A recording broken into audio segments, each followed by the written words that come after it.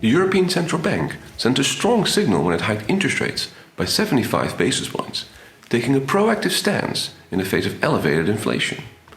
But with consumers already struggling with high energy bills and the recession looming, the bank risks cutting into the economy too far with aggressive rate hikes.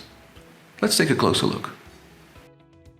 The most immediate and important impact of the ECB's hawkishness has been higher interest rates along the yield curve, up roughly 1% in 6 weeks.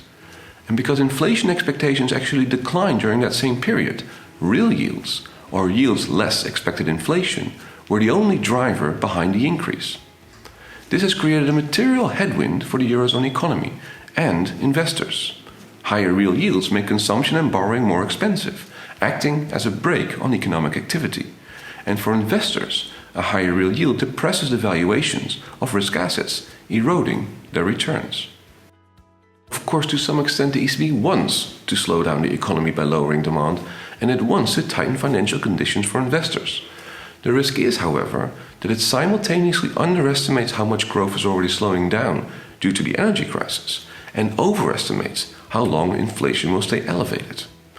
Under those circumstances, it is liable to hike rates too fast, too high, and keep them there for too long.